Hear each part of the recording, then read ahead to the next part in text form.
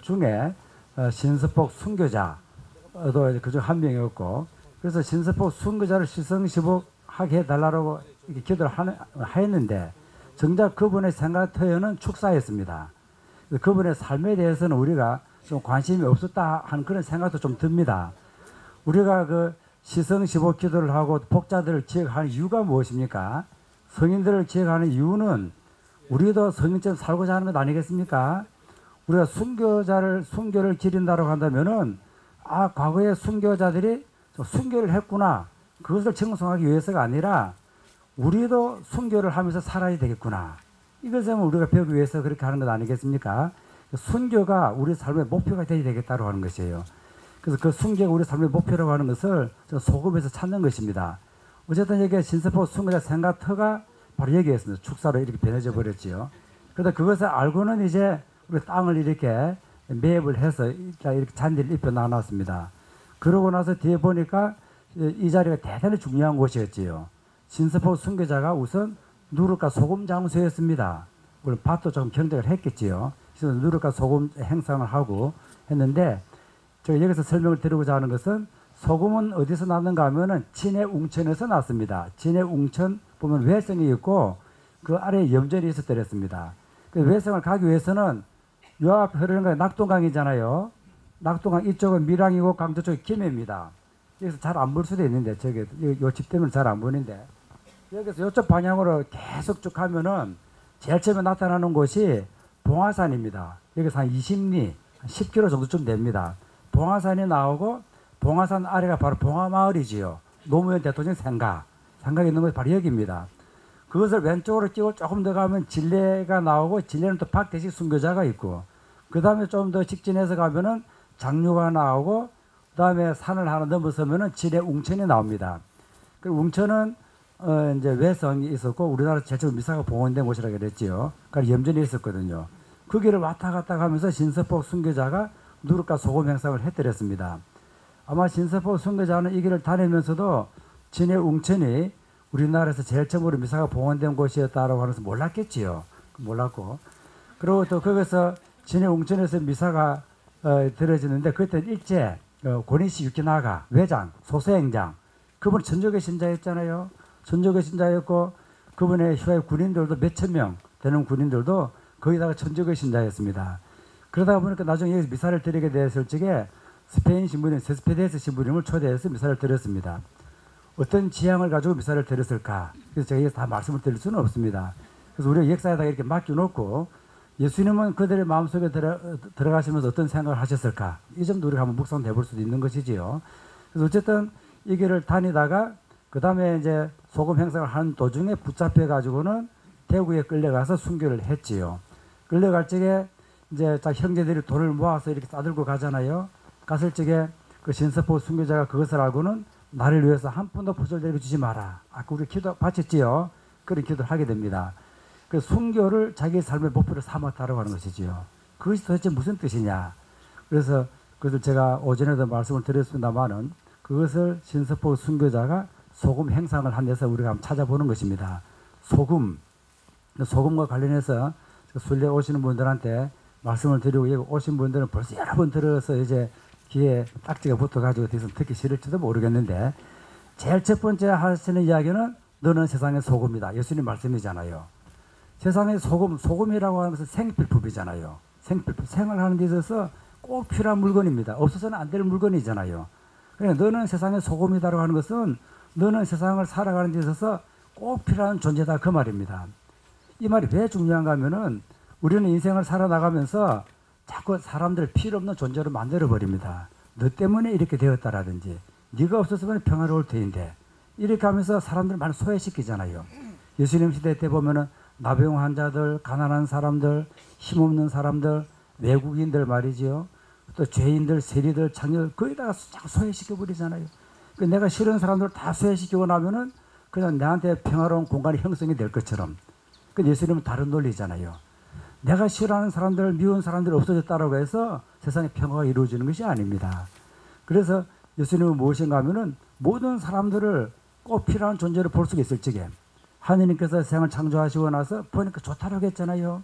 그런 눈을 우리가 가질 수가 있을 적에 그때 비로소 세상의 평화가 이루어질 수가 있을 것이고 어쩌면 그런 몸에서 평화의 빛이 발하는 것 아니겠습니까?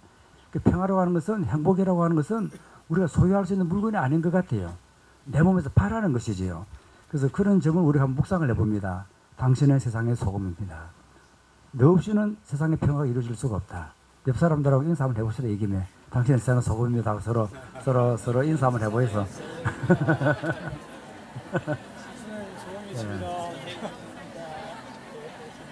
여기 있네. 예. 그래서 그 다음에 두 번째가 또 예수님께서 하신 말씀들 중에서 소금이 짠맛을 잃으면 아무 쓸모가 없다. 여러분 인정하십니까? 그런데 어떻습니까? 저는 세상 소금입니다. 제가 짠맛을 잃으면 안 되잖아요. 저 짜야지 됩니다. 그러다 보니까 우리는 어떻게 생각을 하는가 하면은 나는 짜야 되거든요. 그러니까 모든 사람들을 다 짜게 만들어 버리려고 하는 것이에요. 그런 습성을 우리가 가지고 있는 것입니다. 모든 사람들 짜게 만들어 버리는 것이죠. 나처럼 생각을 하고 나처럼 말하고 나처럼 신앙하고 그런 식으로 말이죠. 그런데 일단 소금이 음식물에 뿌려지면 어떻게 됩니까?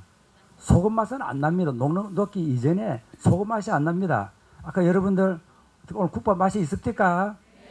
국밥 맛이 납니까? 소금 맛이 납니까? 소금을 뿌렸는데 소금 맛이 안 나고 국밥 맛이 나는 것입니다. 다른 음식이 더욱더 제 맛을 내도록 하는 것이 소금이잖아요. 그래서 나의 짠맛이라고 하는 것은 다른 음식에 다른 모든 사람들이 더욱더 행복하게 살 수 있도록 녹이면서 사라지게 하는 것이다. 그리스도인 존재 아닙니까?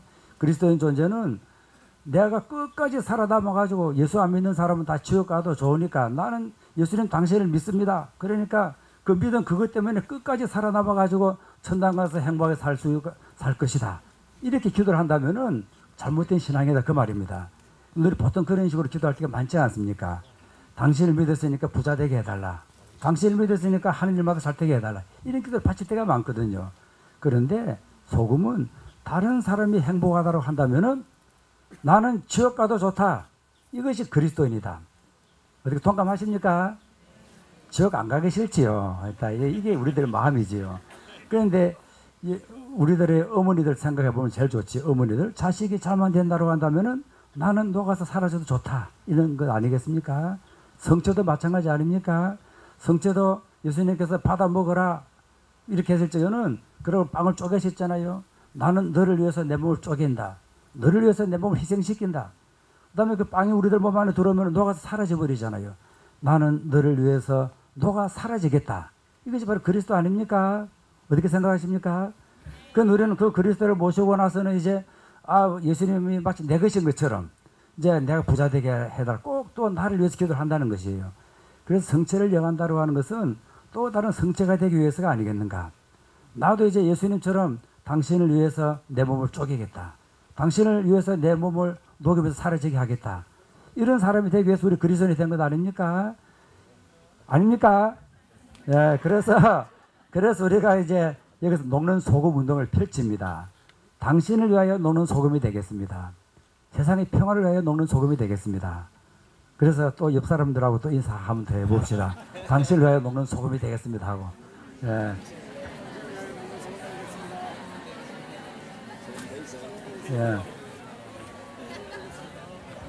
그럼 한 번 더 물어보십시오.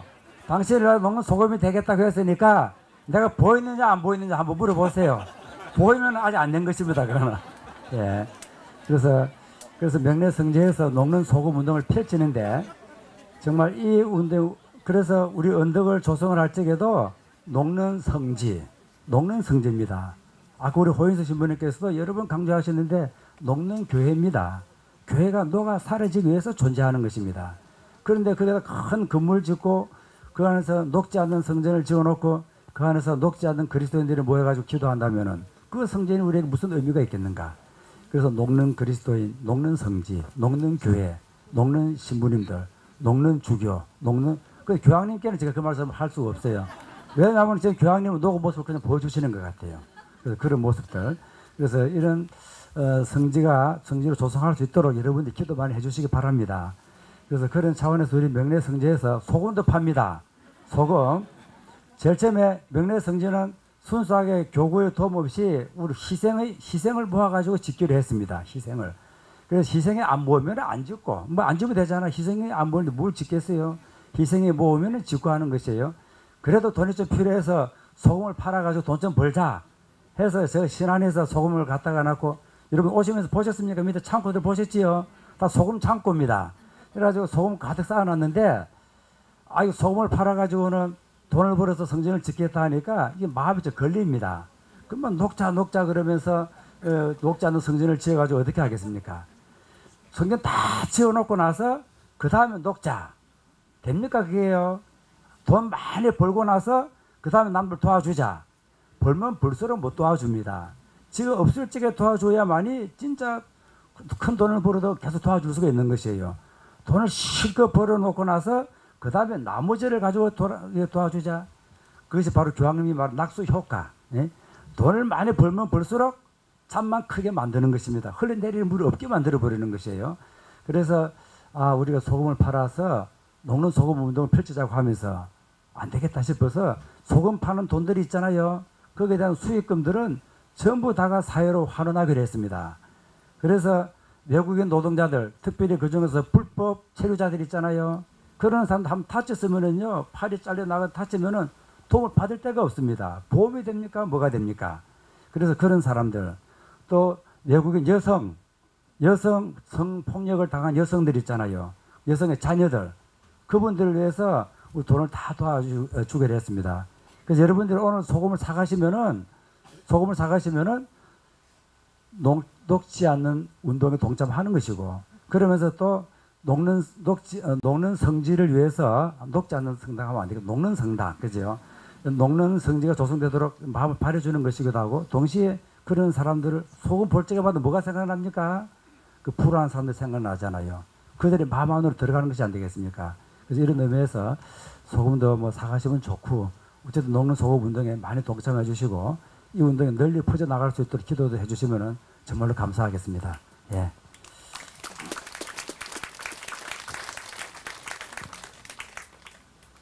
네, 한 1분만 더 하시면 종을 칠라 했는데. 아까 오전부터 우리 창원 지구장 신부님께서 오셔가지고 계속 앉아 계시는데, 신부님 간단하게 인사 말씀 한번 들어도 되겠습니까? 지구장 신부님 앞으로 모시겠습니다. 한번.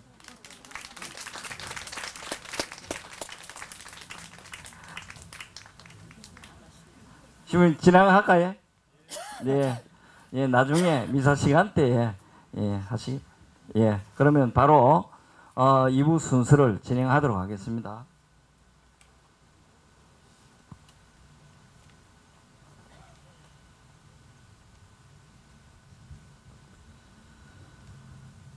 예, 2부 주제를 발표하실 배형진 신부님을 앞으로 모시겠습니다. 박수로 맞아주시기 바랍니다.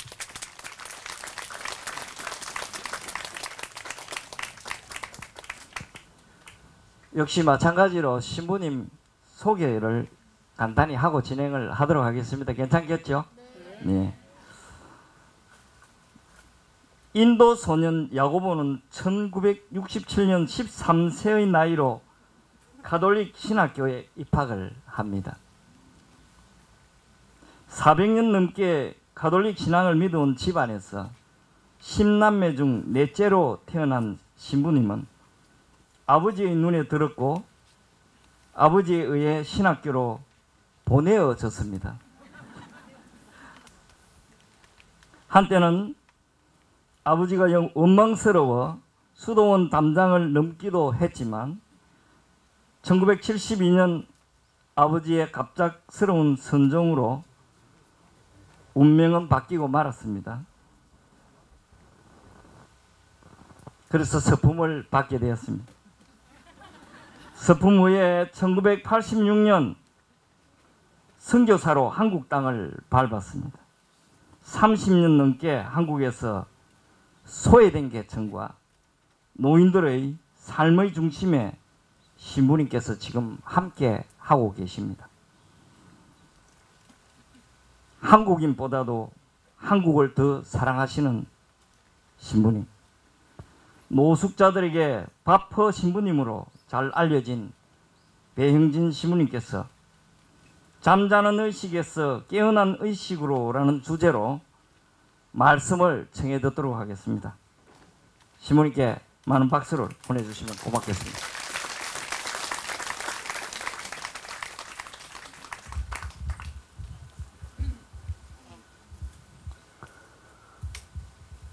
이재민 신부님께서 간략하게 제가 해야 될 말씀을 다 하셨는데 제가 조금 길게 준비했지만 초대를 해주셔서 감사를 드립니다. 이제 점심 식사하고 나서 배부른 상태이고 앉으면 바로 졸립니다. 그 날씨도 아주 좋고 시원하고 그런데다가 이렇게 외국 사람으로서 한국말로 말하는 것이기 때문에 좀 지루한 상태에서 바로 잠이 오는지도 모르겠습니다. 졸리면 그냥 편안하게 주무시고요. 여기 다 있으니까 내용들이 제가 말씀을 나누면서 집중을 할 수 있으면 하도록 하시고요. 그렇지 않으면 이 몸의 말을 들으면서 편안하게 계시기를 바랍니다. 좀 재미있는 말씀부터 시작해야 될 것 같습니다. 미국의 톰 형제님이 주택 복권 하나 샀어요. 얼마 후에 보니까 1등으로 당첨됐어요. 얼마였느냐면 10억 달러. 10억 달러라면 한국 돈으로 1000억 되나요? 어마어마한 돈입니다. 그런데 그 1등으로 당첨된 것을 톰 형제님이 회사에 사무실에 있었고 그 부인이 먼저 봤죠. 부인이 그 TV에서 나오는 그 1등 당첨된 번호를 보고 놀래가지고 바로 남편에게 전화 걸기 시작했는데 뜨링뜨링 소리 나오기 전에 소화기를 내렸어요.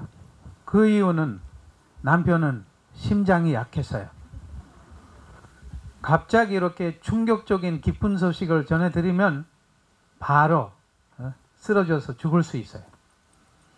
그럼 어떻게 하면 좋을까? 이 기쁜 소식을 바로 알려줘야 됐는데 알려주면 남편이 충격받을 수 있고 아무리 생각해봐도 바로 오늘 저녁 은행문 닫기 전에 돈 받아야 되죠. 돈이라는 게 좋은가 봐요. 그래서 마침내 어떻게 해야 될 것인지 모르고 목사님에게 전화했습니다. 목사님, 어떻게 하면 좋겠습니까? 방법 좀 알려주세요. 걱정하지 말고 톰 형제님을 교회 목사님의 집에 보내세요. 퇴근길에 목사님의 집에 갔는데 목사님이 기다리고 계십니다.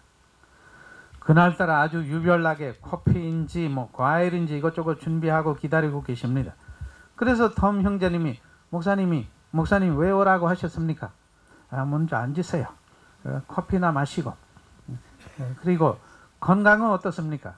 건강은 뭐 그렇게 좋지 않지만 나쁘지도 않습니다. 라고 대답했는데 그럼 목사님 왜 오라고 하셨습니까?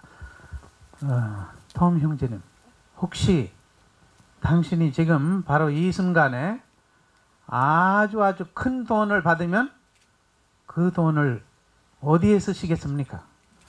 목사님 농담 그만하시고 왜 오라고 하신 농담인지 신담인지 그냥 제 말씀을 먼저 들으시고 그 다음에 진행합시다. 바로 이 자리에 당신이 10억 달러 위에서 당신 앞에 떨어진다고 한번 생각하고 상상해 보세요. 10억 달러 당신 앞에 있으면 그 돈으로 무엇을 하시겠습니까? 목사님이 톰 형제님이 정신 차릴 수가 있겠습니까? 10억 달러 상상했지만 10억 달러 받으면 어떻게 할까? 10억 달러, 10억 달러, 10억 달러. 하긴 목사님 앞에 이렇게 대답하는 것이기 때문에 예, 결정했습니다. 목사님 10억 달러 받으면 거기서 5억 달러 목사님에게 드리겠습니다. 교회를 위해서. 그 자리에 목사님이 심장마비 걸려서 돌아가셨어요. 아니, 끝났어요, 목사님.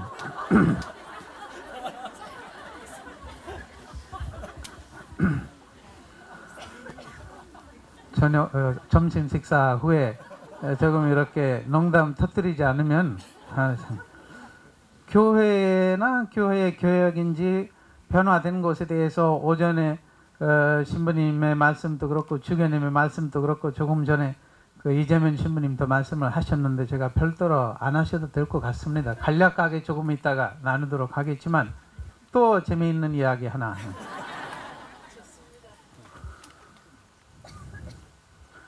강아지를 너무 사랑하는 형제님이 계셨어요. 강아지 외에는 아무것도 몰라요. 그냥 강아지의 개 완전히 사랑에 빠지는 것입니다. 그토록 사랑하는 그 강아지가 죽었습니다. 죽었는데 이 강아지에게 약속 하나 해 주었었어요. 당신이 죽으면 장엄하게 장례식을 올리겠다. 이렇게 약속을 했습니다. 그래서 강아지가 죽었는데 울고 불고 난리 났어요. 바로 본당 신부님에게 갔어요. 본당 신부님 가톨릭 신자였으니까 본당 신부님이 너무 슬퍼서 어떻게 하겠어요. 이 강아지가 내가 사랑하는 강아지가 죽었는데 나는 아무것도 없습니다. 아내도 없고 애들도 없고 강아지하고 돈밖에 없어요. 그래서 강아지가 살아있을 때 장례식을 올리겠다고 약속을 했는데 본당 신부님이요, 장례식을 좀 올리십시오. 장례식? 가톨릭의 교회 법대로 장례식을 못합니다. 그것은 위반하는 것입니다. 저기 그 건너편에 변두리에 있는 개신교인지 여호와인지 뭐 그런 어떤 그런 사이비들에게 가서 하라. 무슨 그따위 그 강아지의 장례식을 성당에 하라니. 신부님 제발 좀 내가 그 강아지를 너무 많이 사랑했고 그 사랑하는 강아지가 죽었는데 제가 그 강아지를 위해서 장례 미사 예물도 좀 준비했지만 이 교회 법대로 장례 미사 예물 얼마인지 모르지만 제가 한 50만 달러밖에 준비하지 않았는데 50만 달러밖에 준비하지 않았어요. 약 5억이에요. 그런데 교회 법대로 볼 때 50만 달러 부족하면 조금 더 버틸 수 있는데 모르니까 좀 알려주시고 뭐라고 했어요? 본당 뭐라고 했느냐고. 본당 신부님이 충격을 받아가지고 50만 달러 그 말을 듣고 뭐라고 했느냐고. 50만 그건 50만 원이고. 그럼 당신의 강아지가 가톨릭이라는 것을 처음부터 알려주어야 되지. 사무장님이 어디 있느냐고. 그 청회장님이고 빨리 좀 장례식을 준비하세요. 장례식을 올리십시오. 이야기가 끝났어요. 돈 앞에는 본당 신부님인지 수도자인지 교황님인지 스님인지 아무 소용이 없어요. 돈 앞에는. 그런 이야기도 있는 것 같은데 한국에서도 그런 이야기 있는지 모르겠지만 사람이 죽었습니다. 죽었는데 이제 시신이에요. 시신 이렇게 장례식을 진행하고 있는데 죽은 사람의 입 앞에 1억짜리 수표를 입 앞에 이렇게 하면 앞고 이렇게 잡아먹는데요. 시신이 수표를 잡아먹는데요.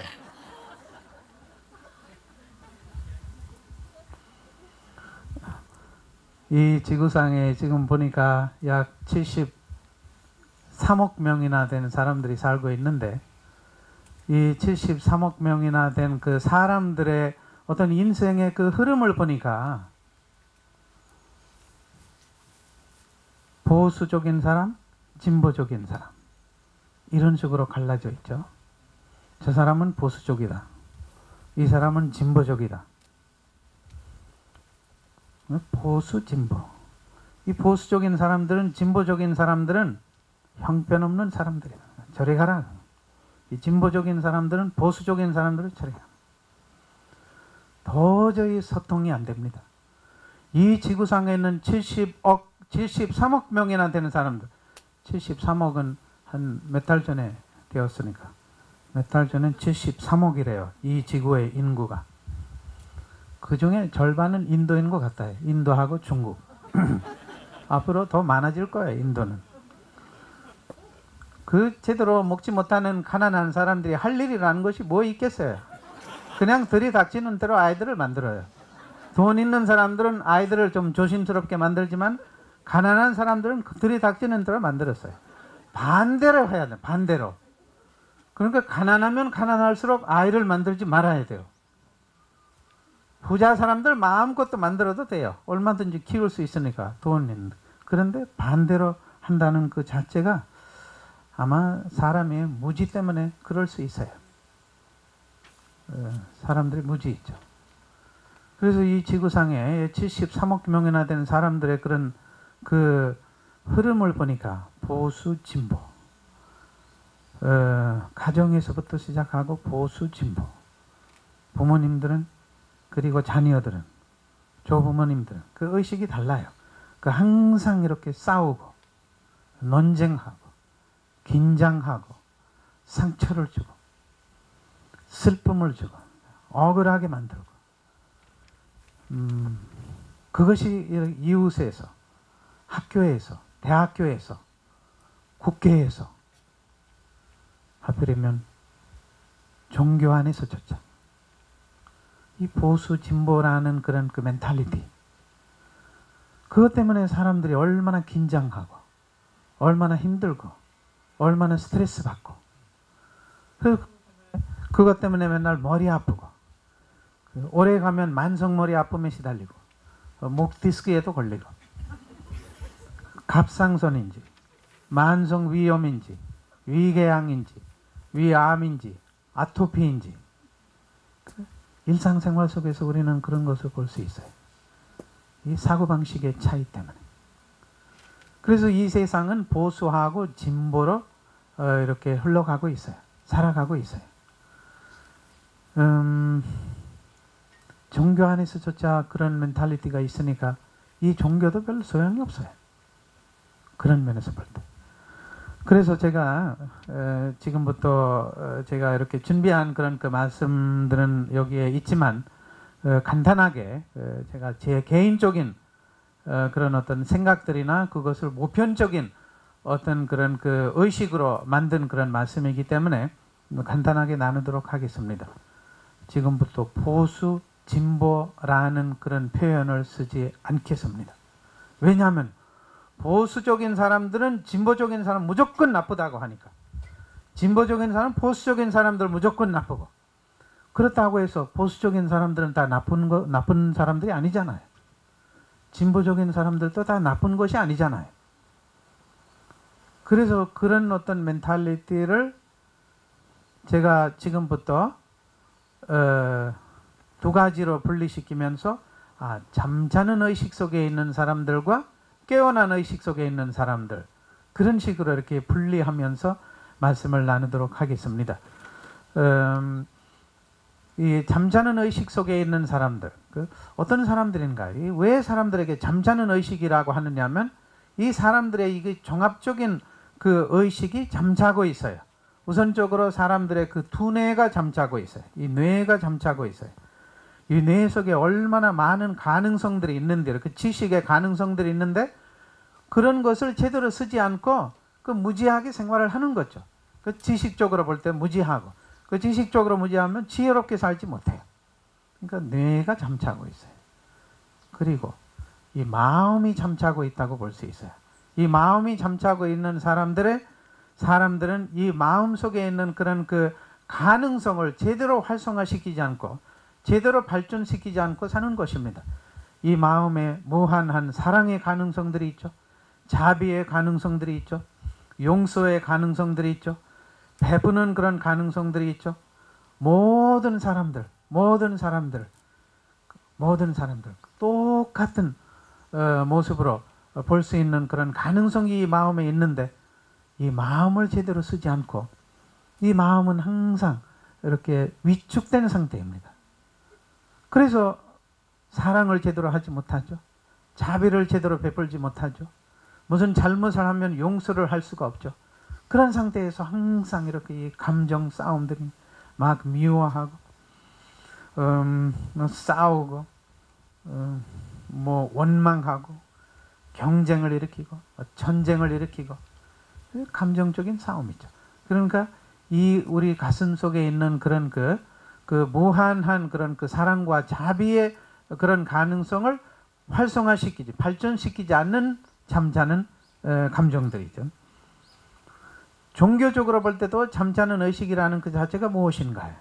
우리는 그 종교적인 관점에서 볼 때 이 지구상에 있는 모든 사람들, 73억 명이나 된 사람들이 가톨릭 신자라면 예수님만큼이나 종교적인 그런 깨달음의 단계에 도달할 수 있어요. 예수님만큼이라도.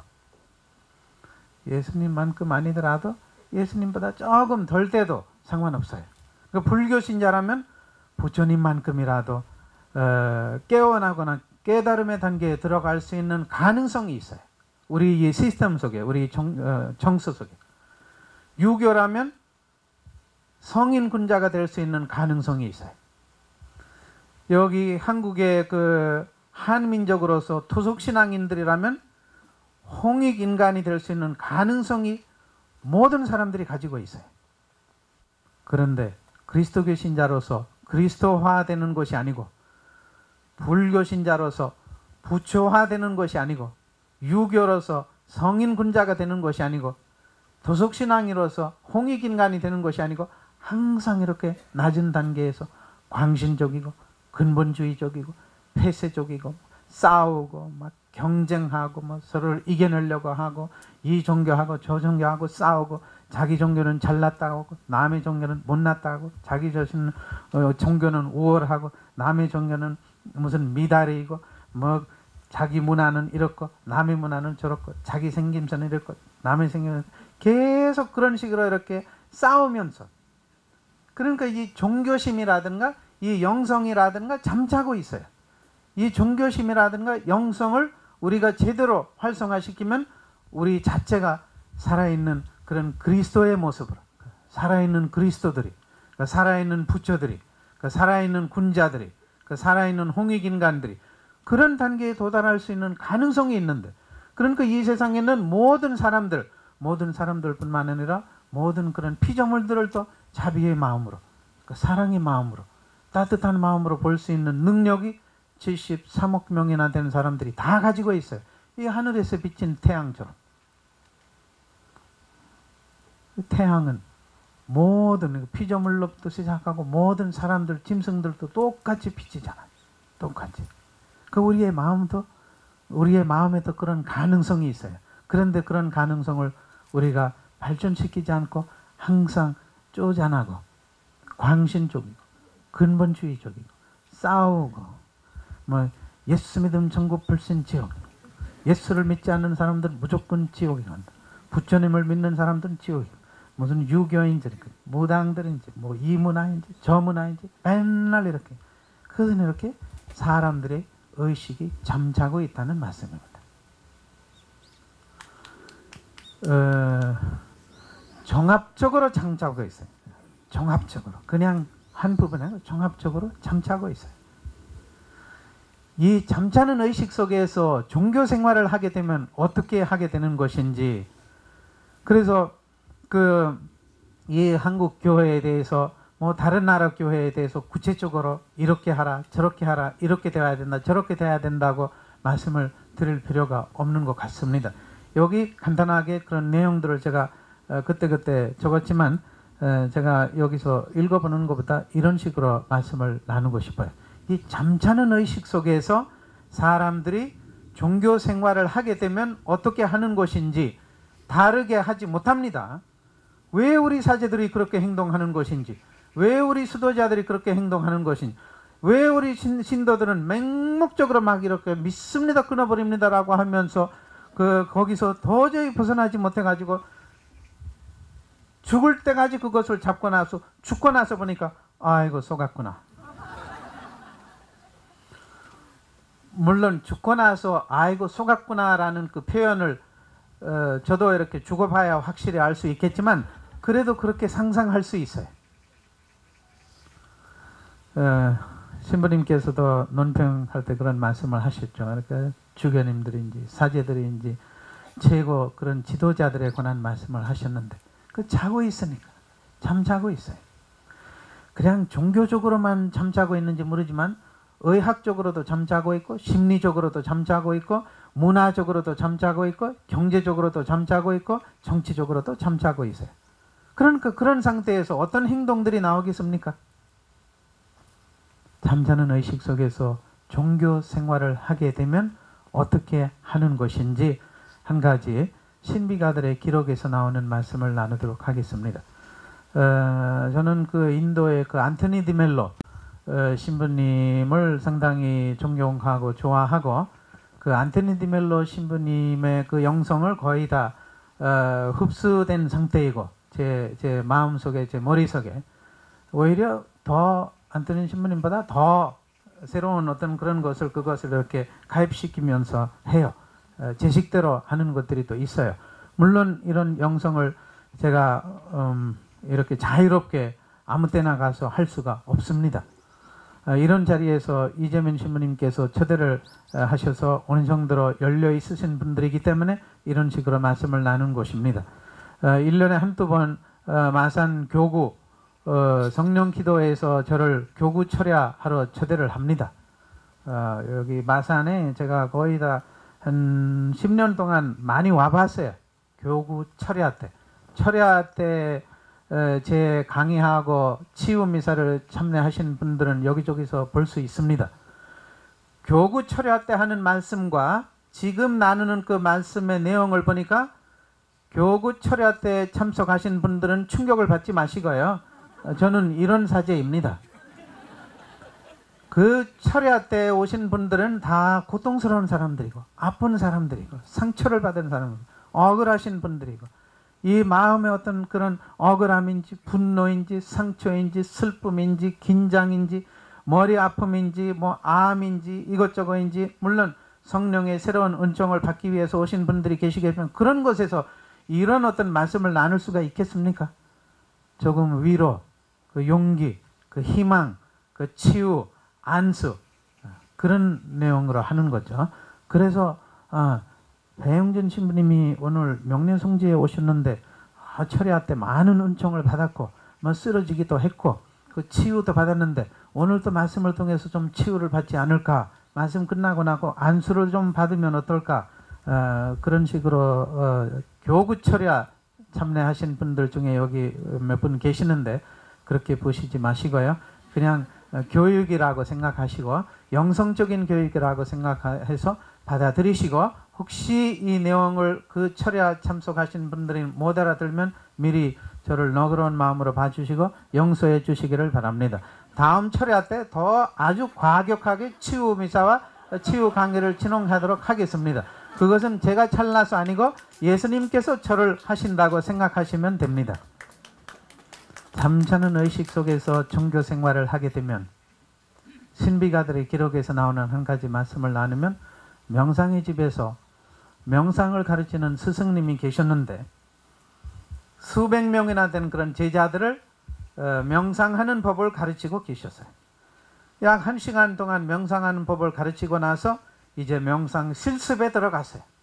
이 명상 실습이라는 그 자체가 조용히 이렇게 바닥에 앉아서 이제 눈을 감고 자세를 취하고 호흡을 시작하면서 침묵 속에서 하는 것입니다. 약 1시간 동안 꼼짝도 못하고 명상 실습하는 그 시간이었습니다. 스승은 무대 위에 앉아 계시고 수백 명이나 된 제자들이 이 실습에 들어갔습니다. 고요하고 엄숙하고 거룩한 분위기입니다. 여름이었나 봐요. 저쪽 끝문이 열려 있는데 고양이 한 마리가 들어왔어요. 고양이 한 마리가 저쪽에서 들어와서 보니까 오늘따라 인간들이 왜 갑자기 조용히 해졌나. 이 고양이는 사람들을 사람으로 보지 않습니다. 고양이는 사람들을 무시해요. 오늘따라 인간들이 왜 이렇나? 고양이, 이 인간들아라고 봐요. 절대로 고양이는 사람들을 복종하지 않습니다. 강아지들은 사람들을 복종해요. 왜냐하면 강아지들은 무식하니까. 강아지들이 불쌍해서 어떻게 인간들에게 많이 당하니까. 그런데 닭들은 곡규어 닭들은 상당히 똑똑해요. 에라 인간들아라고 하면서 밥을 주면 먹고 그냥 가버려요. 혹시 따라오면 뒤발로 에라 인간들아 하면서 날아가요. 닭들을 한번 애완으로 키워보세요. 100% 무시합니다. 인간들. 고양이들을 또 무시합니다. 고양이들이 또 인간들을 무시합니다. 사람으로 보지 않습니다. 강아지들은 불쌍해서 어떻게 무식해서. 무식한 사람들에게 컨트롤하기가 쉽잖아요. 무지한 사람은 컨트롤하기가 쉬워요. 이 머리로. 그것은 그 신비가들의 기록에서 나오는 말씀 아니고 제가 이렇게 보충으로 하는 말씀이기 때문에. 왜냐하면 지금 이 시간에 조금 이렇게 졸리니까 일부러 이렇게 말을 하는 것입니다. 고양이 한 마리가 들어와서 인간들이 조용한 모습을 보고 건드려 놓아야 되지 라고 하면서 저쪽 끝에서 야옹야옹 왜 그러느냐고. 그런데 반응이 없어요. 제자들이 한 번 실습에 들어가면 가만히 조용히 해야 됩니다. 반응을 보여주면 안 돼요. 스승에게 혼나니까. 반응이 없으니까 고양이가 열받았죠. 저기 또 구석에 가서 야옹야옹 야옹 왜 그러느냐고. 내가 왔는데 반응을 보여주어야 되지. 야옹야옹 야옹이라고. 반응이 없어요. 고양이가 놀래가지고 어디든지 가도 고양이 가면 사람들이 쓰다들려고 하고 아니면 막 이렇게 화계 가면 푸시 이렇게 하니까 도망가고 하는데 오늘 반응이 없으니까. 그래서 무대 위에 올라갔어요. 무대 위에는 큰 인간이 앉아 있으니까. 고양이의 관점에서 말씀을 드리는 거예요. 큰 인간이 앉아 있으니까. 큰 인간은 야옹야옹 야옹 뭐가 잘난 것이 있느냐고. 반응을 좀 보여주어야 되지. 이 큰 인간은 보통 인간 아니잖아요. 깨달음의 인간이기 때문에 꼼짝도 못하고 고양이가 오든지 뱀이 오든지 무엇이 오든지 신경 쓰지 않아요. 고양이가 충격받으면서도 열이 많이 올랐어요. 가운데에 가서 가장 가운데에 가서 완전하게 푸싹하면서 건드려 넣어야 되지라고 생각하고 있었는데 스승은 고양이를 치워버려라. 고양이를 치워라는 것이죠. 왜냐하면 명상할 때 방해가 되잖아요. 강의할 때는 모르지만 실습할 때 방해가 되니까 고양이와 가장 가까이 있는 제자가 고양이를 잡았어요. 잡아서 밖에 데리고 가고 있었는데 스승님은 고양이를 강당 밖에 있는 나무에 묶어놓고 오너라.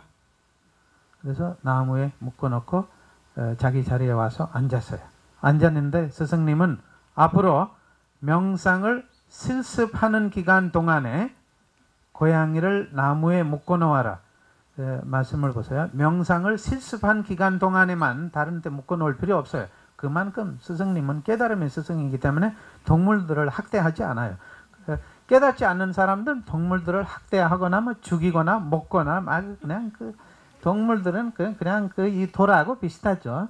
그러니까 그렇게 깨닫지 않는 사람은 동물뿐 아니라 사람들도 그렇게 하죠. 사람들 노예로도 삼고 무슨 뭐 높은 사람인지 낮은 사람인지 잘생긴 사람 못생긴 사람인지 흑인인지 백인인지 어인지 더러운 사람인지 돈 있는 사람 돈 없는 사람인지 그런 식으로 차별을 하면서 그냥 이 지구를 난장판으로 만들어 놓죠. 깨달음의 스승은 짐승들에게 줬죠. 명상 실습한 기간 동안에만 나무에 묶어 놓아라. 그렇지 않을 때는 풀어라.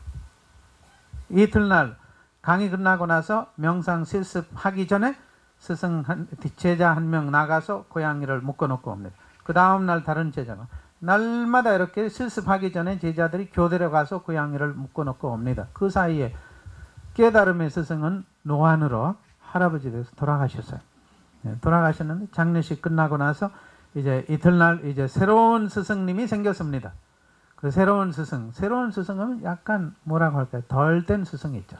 그러니까 아직 깨닫지 않는 스승은 깨닫지 않는 상태에서 나오는 행동들이나 그러니까 잠자는 의식 속에서 나오는 행동들이나 조금 깨어난 의식 속에서 나오는 행동들의 차이에 대해서 말씀을 드리는 거예요.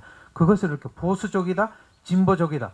뭐 보수 진보는 못된 사람들을 그런 식으로 보면 안 된다는 말씀을 드리기 위해서 이런 이야기를 만들었죠. 제가 이런 식으로 이렇게 논문을 썼죠. 이야기를 썼죠.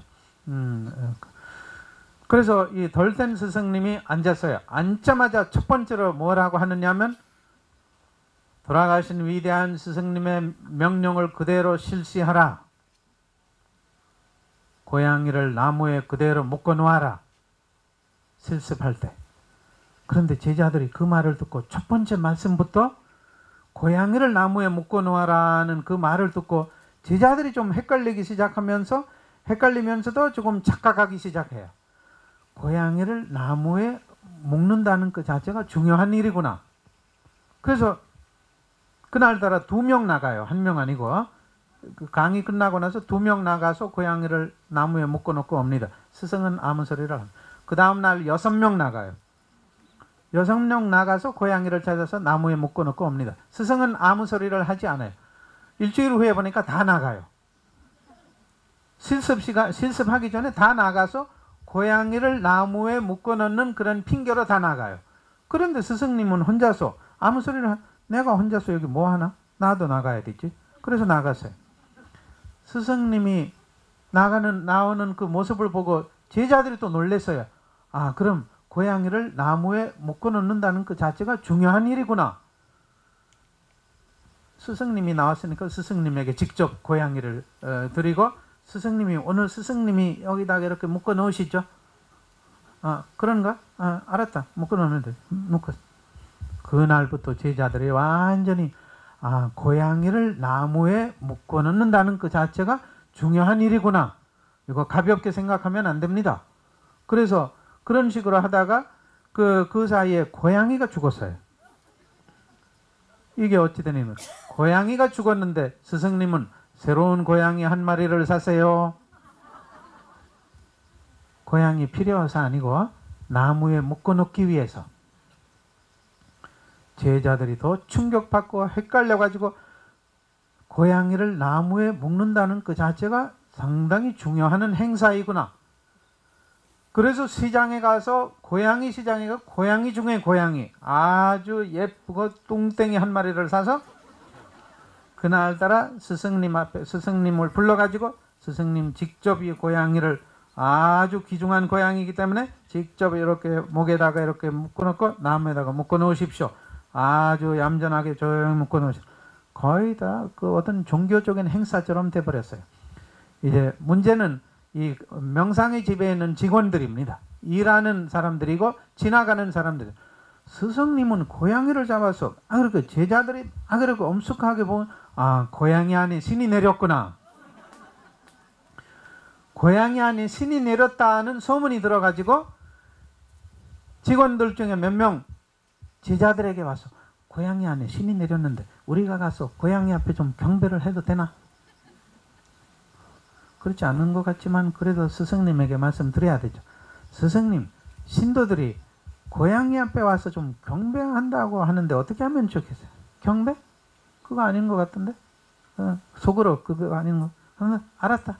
그렇게 진행하라. 그러니까 덜 된 스승들의 그런 모습들이 나옵니다. 잠자는 그래 진행하라. 제자들이 그 신도들에게 가서 당신들이 와서 그 이튿날 고양이를 묶어 놓을 때 와서 경배해도 된다. 그래서 신도들이 온다는 그 소리를 듣고 이제 그냥 이 고양이의 그 목걸이인지 그 은으로 바꾸고 고양이를 좀 목욕시키고 막 이렇게 장식도 하고 그 다음에 나무 밑에는 그 책상도 올리고 책상에다가 이렇게 하얀 수건도 올리고 거기다가 여기든 꽃꽂이도 하고 앞에 초도 올리고 왜냐하면 신도들이 오니까 그냥 하기가 여기다가 방석도 하고 고양이를 묶어놓고 여기 눕혀야 되죠. 그런데 사실은 제가 이 신비가들의 기록에서 나오는 말씀을 이렇게 나누고 있지만 이것은 신비가들의 기록에서 나오는 말씀입니다. 그 속에 잠자는 의식 속에 하는 종교의식이 있겠지만 인도에서 그대로 진행하는 것을 한 번 제가 봤어요. 어디에서 봤느냐면 TV에서 한국 TV에서 그것은 고양이 아니었고 강아지였어요. 강아지를 거기 눕혀놓고 꼼짝도 못하고 강아지 신이여 도와주소서 강아지 신이여 이것도 안 되고 저것도 안 되고 이거 여기도 아프고 저기도 아프고 그런 거. 수천 명이나 되는 그런 힌두교들이 그 강아지를 어디 책상 위에 올려놓고 거기다가 그 목걸이인지 뭐 하면서, 그런데 이 신비가들이 어떤 그런 재미있는 어떤 영성적인 그런 이야기를 만들 때 그런 내용들이 이 세상에 있다는 것이죠. 문자 그대로 있지 않겠지만. 그래서 이렇게 올려놓고 이제 그날따라 신도들이 많이 있으니까 스승은 메인 앞에 그 뒤에 제자들이 줄 세우고 그 뒤에 신도들이 이렇게 행렬로 오는 것입니다. 이제 어떻게 됐느냐면 성모의 밤 행사처럼 됐어요. 스승님 맨 앞에 와서 고양이를 아주 얌전하게 잡고 고양이를 묶어놓고 여기 옆에 왔어요.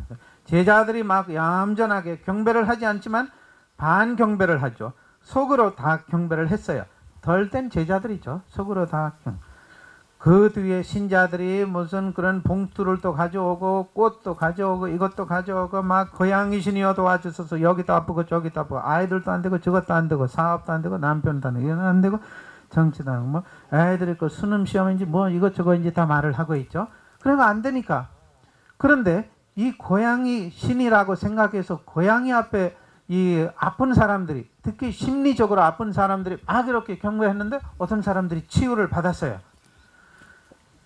그것은 부처님 앞에 하든지 그 성모 마리아 앞에 하든지 나무 앞에 하든지 돌 앞에 하든지 김일성 앞에 하든지 어디냐 하든지 그런 어떤 자세로 가서 하면 치유를 받는 사람들도 있어요. 치유를 받는 상황들은 95% 이상은 심리적인 현상입니다.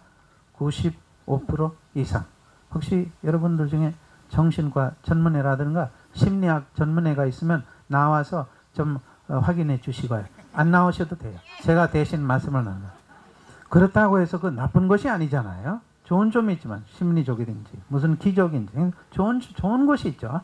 그런데 제가 그런 설명을 드리는 거죠. 고양이 신 앞에 와서 그 치유를 받았으니까 소문을 들려가지고 한 달 지났는데 완전히 수만 명이나 된 사람들이 고양이 신 앞에 와서 막 경배를 하고 막 뭐 예물도 많이 나오고 이제 무슨 명상인지 실습인지 다 잊어버려 가지고 이제 스승님의 그 의상은 완전히 비단 옷으로 변화되고 제자들은 무슨 그 1,000원짜리인지 5,000원짜리 그 남대문인지 이 레아카에서 옷을 입었는데 지금 보니까 백화점 옷이 나오고 음식도 그렇고 뭐 장식인지 뭐 그 명상의 집은 대리석으로 올려놓고 이제 거의 다 명상의 집은 교황청처럼 되었어요. 교황청.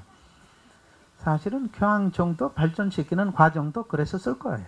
교황청도. 예루살렘 성전도 그렇고 앙코르왓도 그렇고 조계사도 그렇고 마국사도 그렇고 불국사도 그렇고 또 교구청도 그렇고 뭐 주교자 성당도 그렇고 분당 요한 성당도 그렇고 마테오 성당도 그렇고 그 명동 성당인지 명동 성당을 용납하지 못해서 그 옆에 있는 영락 성당도 그렇고 그 다음에 경기도 분당시 요한 성당 그 건너편에 할렐루야 교회도 마찬가지입니다. 600억짜리 할렐루야. 그 요한 성당은 그냥 400억밖에 안 됐어요. 그런 현상에서 나오는 것입니다. 성당은 필요해요. 그렇지만 화려하고 웅장하고 그런 것이 아니잖아요. 그런데 그런 상태에서 그런 현상들이 다 나옵니다. 이렇게 잠자는 의식 속에서 반드시 다르게 할 줄을 몰라요. 그러니까 이 사람의 종합적인 무지 때문에 그것은 종교 지도자들로부터 사실은 종교 지도자들은 일반 사람들보다 무지가 더 있는 것 같아요. 예외하는 종교 지도자들도 계시지만 그러니까 그런 종교 지도자들의 말을 듣는 신자들이 어떻게 되겠습니까? 그래서 그 명상의 집 보니까 화려하게 되었는데 이제 20년 되었어요.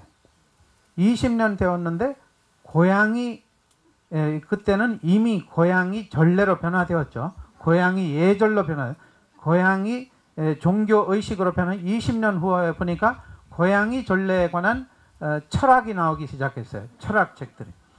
40년 지났는데 고양이 전례에 관한 박사 논문 나오기 시작했어요. 예수님의 말씀에 관한 박사 논문, 성경에 관한 박사 논문들이 많이 나오잖아요. 그 예수님이 하시는 말씀이 뭐에 있어요? 박사기 받을 일이 하나도 없어요. 그냥 하느님 사랑, 이웃 사랑. 그리고 예수님은 예수님은 성전에 쳐다보지도 않았어요.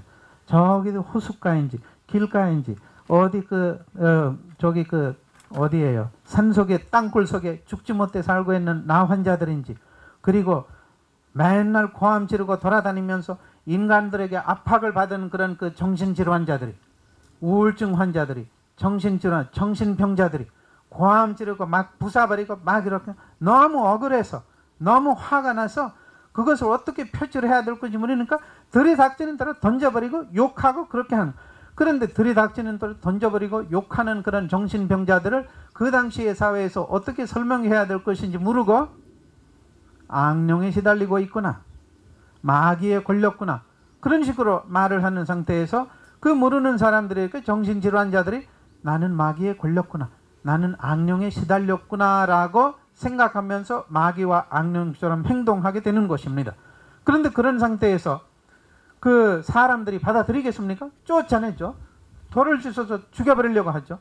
그러니까 사람들이 있는 곳에서 살 수가 없죠. 그래서 그런 사람들은 묘지에 가서 살았어요. 무덤 있는 곳에서 살았어요. 왜냐하면 무덤 있는 곳에서는 너무 편안하니까. 왜냐하면 죽은 사람들은 사람들을 괴롭히지 않으니까. 살아있는 사람들이 너무 많이 괴롭히니까. 죽은 사람들이 안 괴롭혀요.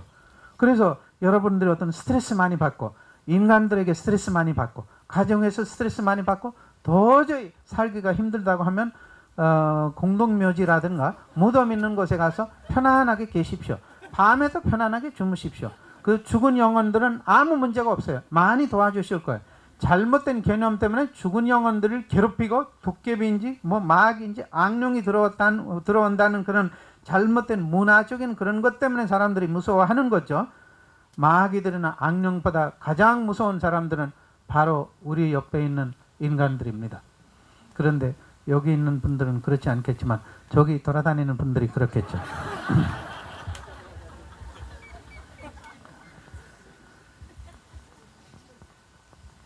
이 잠자는 의식 속에서 박사농문까지 나와요. 아무것도 아닌 것이야. 아무것도 아닌 것. 고양이를 좀 치워버려라. 명상 실습할 때 방해가 되니까 좀 치워버려라.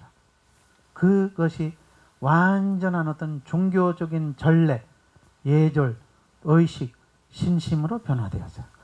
이 세상에 있는 모든 종교들이, 모든 한 종교도 예외하지 않고 가톨릭인지 개신교인지 불교인지 이슬람교인지 힌두교인지 유교인지 주체 사상인지 의교인지 저것들 할 것 없이 고양이 예절로 가득 차 있어요. 아마 다른 종교보다 가톨릭 안에 고양이 예절들이 많이 있지 않을까. 그러니까 맨날 개신교에게 당하죠. 개신교도 심한 고양이 예절들이 있는데 걔네들이 보지 못해서 그렇죠. 그분들이 보지 못해서 그렇죠. 왜냐하면 여기 개신교 신자들도 있을 수 있으니까 걔네들이라고 하면 안 되죠. 그분들이도 못 볼 수 있죠.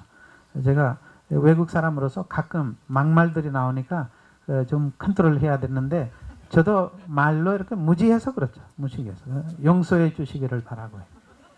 이 잠자는 의식 속에서 종교 생활을 한다는 그 자체가 우리 교회 안에서 무슨 어떤 종교 생활을 하게 되면 무조건 맹목적으로 믿습니까? 믿습니다.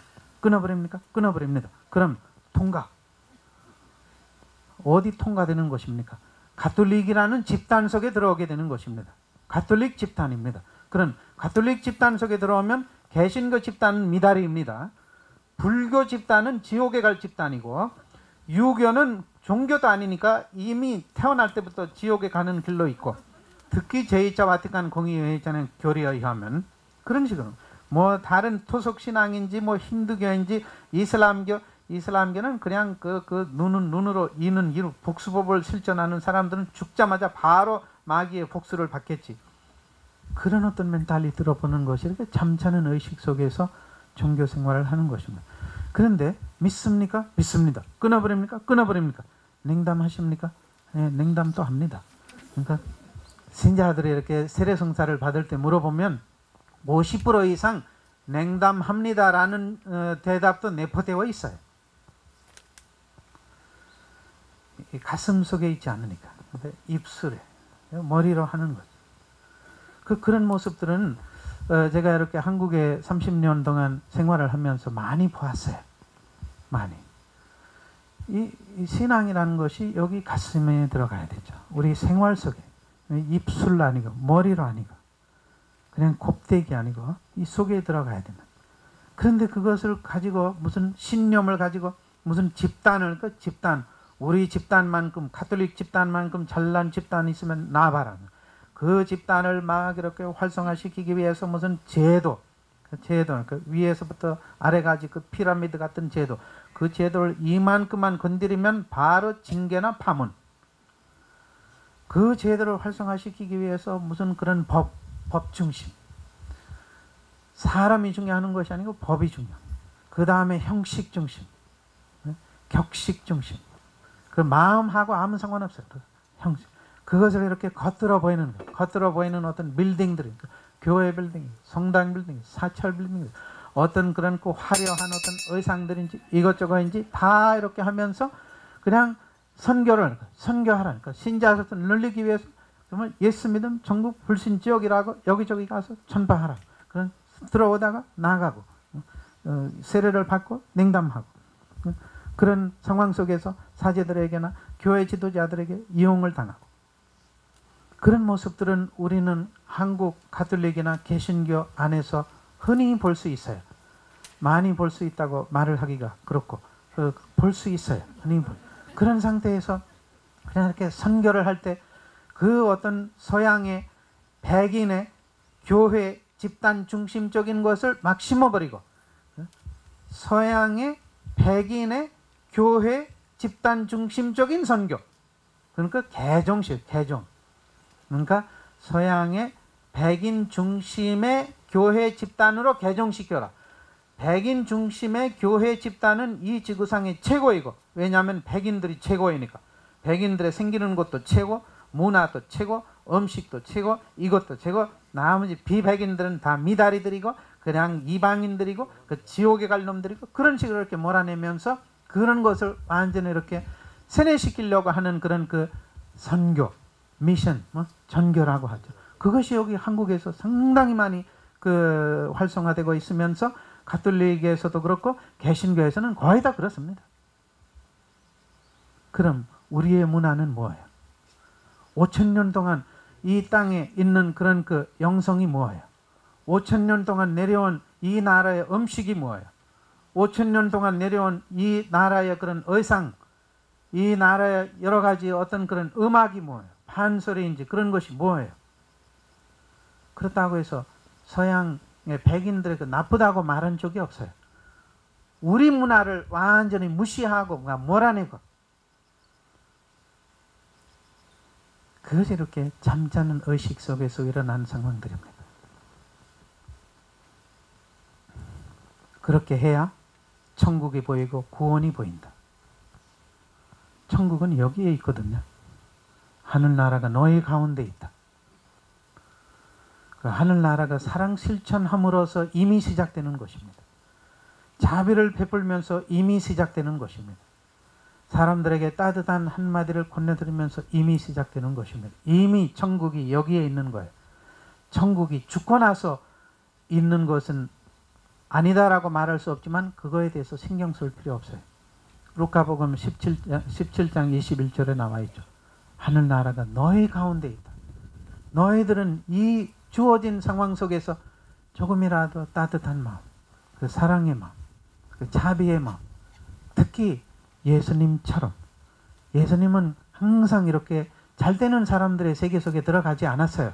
그분들에게 좀 일깨워 주기 위해서 가셨지만 항상 절대적으로 도움이 필요한 사람들에게 다가가셨어요. 사랑으로, 자비로, 힐링으로. 그것이 어떤 깨어난 의식에 해당되는 것입니다. 이 깨어난 의식에 대해서 단계별로 제가 말씀을 나눴지만 나중에 읽으셔도 되고요. 제가 말씀을 나누고자 하는 모든 말씀의 내용을 요약해서 지금 나누었습니다. 감사합니다.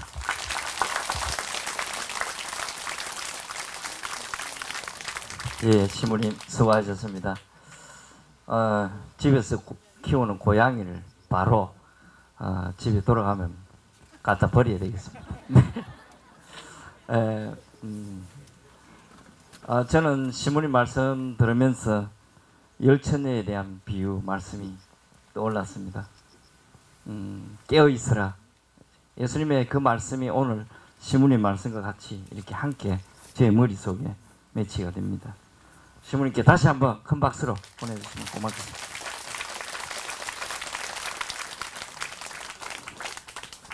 다음 논평은 김정용 시모님께서 해주시겠습니다. 앞으로 모시겠습니다.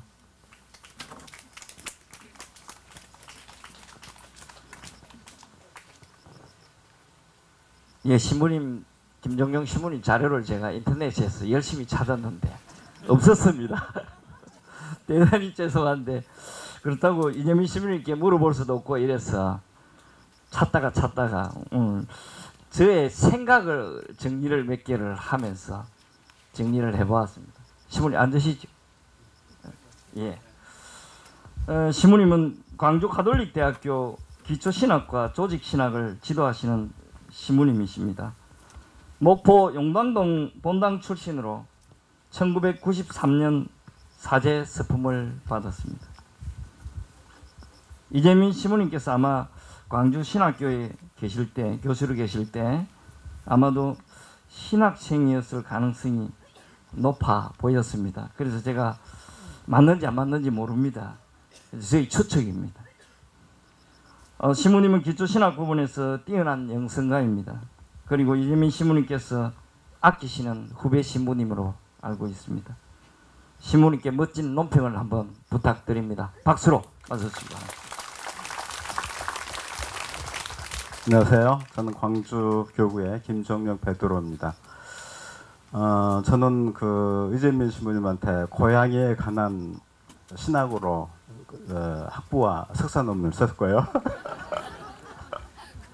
고향의 역사성과 초월성에 관한 신학으로 박사학위를 했습니다. 예, 그 학부 때 신부님께 학부 논문 또 석사 논문까지 이렇게 배웠고요. 또 신부님을 통해서 이렇게 신학하는 법 또는 생각하는 것 뭐 그런 것들을 이렇게 많이 배울 수 있고 또 이 자리에 초대돼서 이렇게 기쁘게 생각합니다. 사실 논평은 좀 까칠해야 되거든요. 그런데 신부님께 워낙 재밌게 또 말씀을 잘 하셔서 그것이 다 사라져 버렸어요. 그래서 저도 그 분위기로 이렇게 가야 되지 않을까 그렇게 생각을 합니다. 제가 공부를 바로 마치고 나와서 제가 첫 논평을 이제 어떤 분 저보다 훨씬 더 선배시고 굉장히 이렇게 훌륭하신 뭐 그런 분의 글에 대해서 논평을 했거든요. 근데 그때만 해도 처음 와서 아주 정말 조금 약간 까칠하게 논평을 했는데 제가 아주 혼이 났습니다. 그래서 이제 아주 혼나가지고 이렇게 하는 게 아닌데 그래서 나중에 이제 논평은 좀 이렇게 까칠하기보다는 가급적이면은 공감해주는 방향으로 이렇게 많이 방향을 돌렸습니다. 농담이고요. 그 신부님의 원고를 읽고 나서 이분이 어떤 분이실까라고 이렇게 인터넷을 찾아봤어요. 그랬더니 30년이나 되셨는데 사실 저도 잘 몰랐고 또 교구에서도 활동을 하셨는데 이렇게 직접 뵌 적이 없어서 인터넷 찾아봤습니다. 우리 사회자 형제님께서 이렇게 설명을 해주셨는데요. 중간 부분, 첫 부분을 하셨기 때문에 중간 부분만 제가 좀 읽어드릴게요. 제가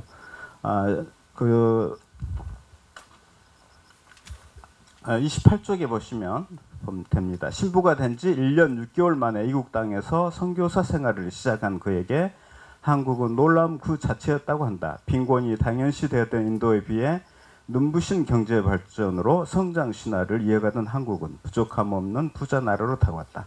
그는 처음에는 이런 부자 나라에서 내가 과연 뭘 할 수 있을지 고민했었다며 그러다 서울 영등포역 주변에서 밥벌이를 위해 성매매를 하는 여성을 돕는 수녀들을 만난 후 소외된 사람들을 위해 살기로 결심했다고 말했다.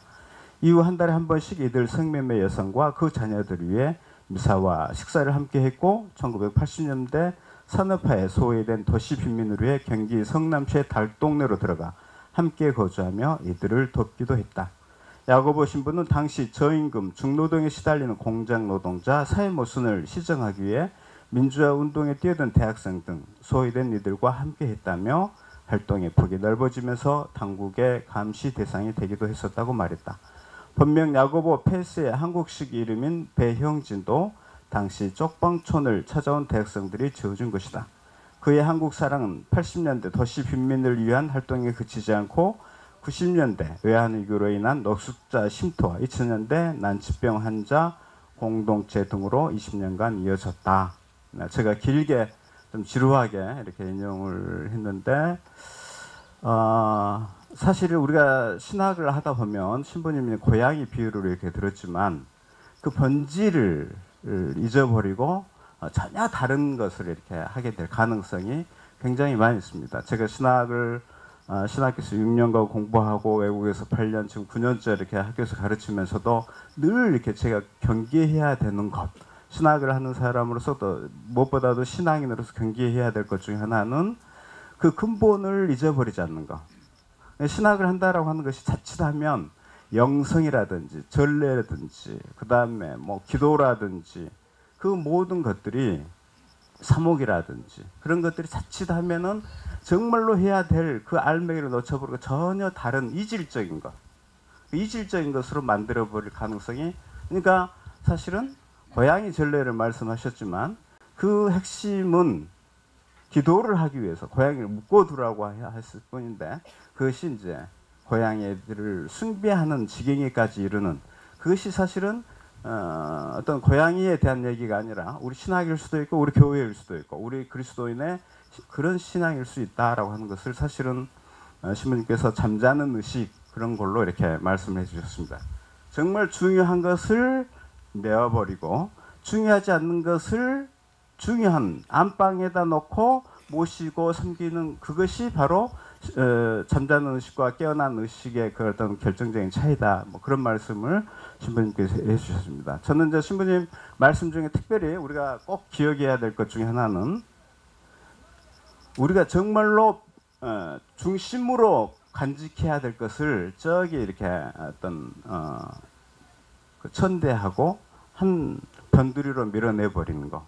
그러나 신부님께서는 다시 변두리로 밀려난 것들을 다시 우리의 중심으로 되돌려 놓아야 된다라고 하는 그 말씀을 우리가 꼭 기억해야 되는데, 그 중심이 다름이 아닌 가난하고 고통받고 눈물고 그런 사람들에 대한 사랑 실천이 바로 우리 교회가, 우리 신학이, 영성이, 기도가, 전례가, 사목이 중심으로 놓아야 될 그런 어떤 것이다라고 하는 말씀을 다시 한번 확인해 주셨습니다.